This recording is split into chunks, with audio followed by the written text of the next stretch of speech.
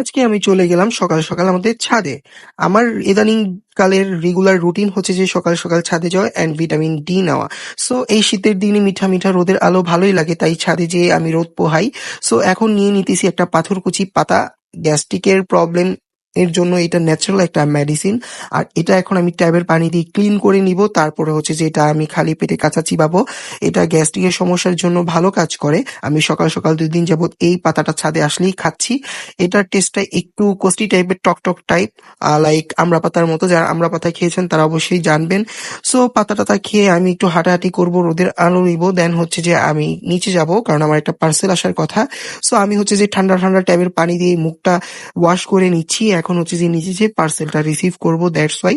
আর কি পার্সেল আসছে সেটা আপনাদেরকে দেখাবো ইনশাল্লাহ। সো এই যে ফাইনালি আমার পার্সেলটা চলে আসছে। সবাই কমেন্ট করে একটু জানান তো এর ভিতরে কি আছে।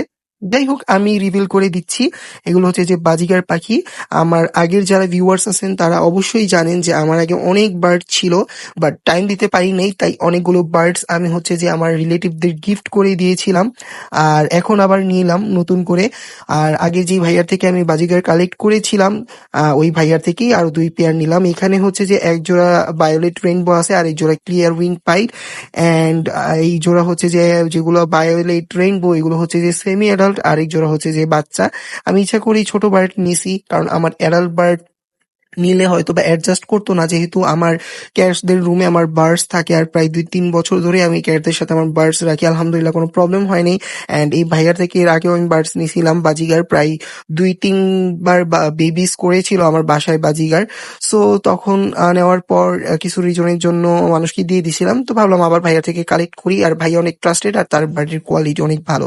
আমার তেমন আইডিয়া নাই বাজিগারের মিউটেশন নিয়ে, বাট এখানে হচ্ছে যে ভাইয়া বললো যে আমার যে রেইনবো পেয়ারটা আছে এটার মিউটেশন অনেক ভালো, ভালো ব্লাড লাইনের আর কি। তাই ভাইয়ের উপর ট্রাস্ট করে নিলাম। ইনশাআল্লাহ ইচ্ছা আছে আরো ভালো ভালো মিউটেশনের রেইনবো বাজিগার কালেক্ট করার। আর আমার ক্যাটসদের সাথে আমার বার্ডস গুলো থাকে, ওরা তেমন প্রবলেম করে না।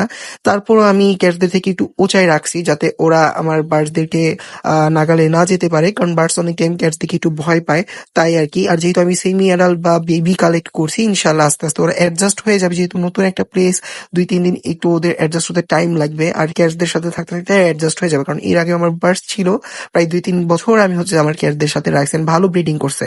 সো বার্ডস আসবে দেখি গতকাল রাতেই আমি হচ্ছে যে বার্ডসদের জন্য সিড মিক্স এনে রাখছিলাম। এখানে হচ্ছে 3-4 প্রকারের মিলেট, তারপর যে সানফ্লাওয়ার সিডস ছিল।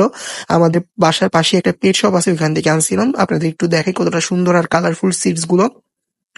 তো এগুলো এখন দিয়ে দিব আপাতত ওদেরকে খাওয়ার জন্য। আর আমি হচ্ছে যে ওদেরকে কুসুম গরম পানি দিব, কারণ যেহেতু উইন্টার সিজন। সো আমি 2 টাইম আমার ক্যাটসদেরকে অ্যান্ড বার্ডসদেরকে পানি চেঞ্জ করে করে দিই, হালকা কুসুম গরম পানি দিই, যাতে হচ্ছে যে ওদের প্রবলেম না হয়। আর দেখতেই পাচ্ছেন বার্ডস গুলো একটু ভয় পাচ্ছে, যেহেতু নতুন একটা প্লেস। আই হোপ ইনশাল্লাহ 2-3 দিনের মধ্যে ঠিক হয়ে যাবে। সো এখন পানির ফিল্টারটা লাগিয়ে দিচ্ছি, ওদেরকে পানি দেওয়া হয়েছে। আর এখন আমার ক্যাটসদেরকে ব্রেকফাস্ট দেওয়ার টাইম। আমি হচ্ছে যে সকালে ওদেরকে দেই না এখনো, এখন বাজে হচ্ছে যে প্রায় 11টার মতো। তো তাড়াতাড়ি ওদের ব্রেকফাস্টটা দিয়ে দিই, কারণ ওরাও ওয়েট করছে। আর মাশাল্লাহ বলবেন সবাই আমার বার্ড গুলো দেখে, আমার বার্ড গুলো অনেক কিউট মাশাল্লাহ।